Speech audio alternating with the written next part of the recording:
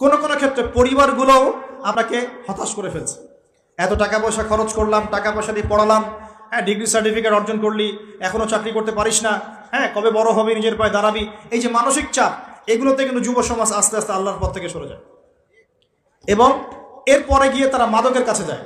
হতাশা, গার্লফ্রেন্ডের সাথে খারাপ সম্পর্ক, ফ্রি মিক্সিং অ্যাফেয়ার, জেনা, হ্যাঁ, মিউজিক, তারপরে পর্নোগ্রাফি, এগুলোতে আসক্ত হয়ে এক পর্যায়ে গিয়ে মাদকের কাছে শান্তি খোঁজেন। আর মাদক যখন আপনাকে পেয়ে বসবে, আপনি আপনার জীবনের লক্ষ্য থেকে হারিয়ে যাবেন এবং দাজ্জাল এবং তার অনুসারী বিজয়ী হয়ে গেল, আমরা হেরে গেলাম। এরকম ধাপে ধাপে আপনার সামনে অনেকগুলো ট্র্যাপ দিয়ে দেওয়া হয়েছে। বেকারত্বের ট্র্যাপ, হতাশা, নারী, জীবনের লক্ষ্য থেকে সরিয়ে দেয়া, এবং সবচেয়ে বড় কথা এখন চলছে ফ্রি মিক্সিং আর পর্নোগ্রাফি। এগুলো দিয়ে আপনার ভিতরে নূর, ইমানের নূর আর তেজটাকে তারা নষ্ট করে দিয়েছে। এখন এটাকে রিগেইন করতে হলে কি করতে হবে প্রিয় ভাই? প্রথম কাজ হচ্ছে দুনিয়াকে তুচ্ছ মনে করার মানসিকতা তৈরি করতে হবে।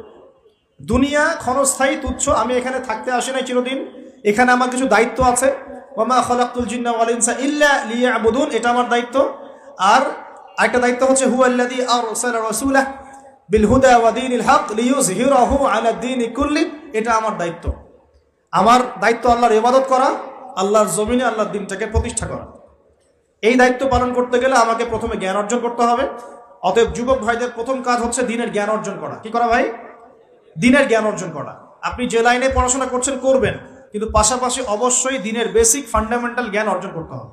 পারা যাবে তো ইনশাআল্লাহ? এরপর বেশি বেশি নেক আমল করবেন, নবী সাল্লাল্লাহু আলাইহি ওয়াসাল্লামের সুন্নত মোতাবেক জীবনটা গড়ার চেষ্টা করেন। 2, 3 নাম্বার, হালাল খাওয়ার চেষ্টা করবেন, হারামের দিকে যাবেন না। ঠিক আছে?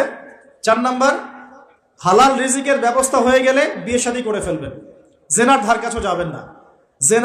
কাছেও যাবেন না। হালাল রিজিকের সোর্স হয়ে গেলেই বিয়ে করে ফেলবেন। তারপরে আদর্শ পরিবার করবেন, আপনার সন্তানদেরকে মানুষ করবেন এবং সবাইকেই কমসে কম পার্ট টাইম দাওয়াতি কাজ করতে হবে। সৎ কাজে আদেশ করবেন, অসৎ কাজে নিষেধ করবেন। ইনশাআল্লাহ আমাদের ঐক্যবদ্ধ প্রচেষ্টায় আল্লাহর জমিনে দিন আবার বিজয়ী হবে ইনশাআল্লাহ তাআলা। আল্লাহ রাব্বুল আলামিন আমাদের সবাইকে বর্তমান পরিস্থিতি বোঝার তৌফিক দান করুন।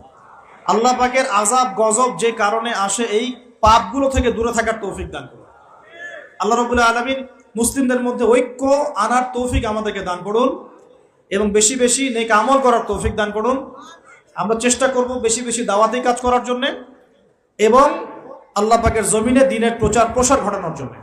আল্লাহ রাব্বুল আলামিন আমাদের সবাইকে দ্বীনের জন্য কবুল করুন, সমকালীন বিষয়গুলো সম্পর্কে সচেতন থাকার তৌফিক দান করুন এবং আমরা যারা এখন পর্যন্ত গাফেলতির জীবনযাপন করছি তাদের সবার প্রতি আমার নসিহত হবে, প্রিয় ভাই, দুনিয়ার জীবনটা ক্ষণস্থায়ী।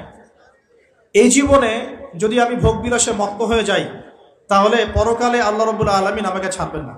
আল্লাহ পাক আমাকে একটা দায়িত্ব দিয়ে পাঠিয়েছেন, যাতে আমি তার ইবাদত করি, তার দ্বীনটাকে প্রচার করি, প্রসার ঘটাই, তার হুকুম আহকাম মেনে চলি এবং আল্লাহর জমিনে দ্বীন প্রতিষ্ঠার চেষ্টা করি। আল্লাহ রাব্বুল আলামিন আমাদের যুবক ভাইদেরকে এই কাজগুলো আমল করার তৌফিক এনায়েত করুন বলে আমিন।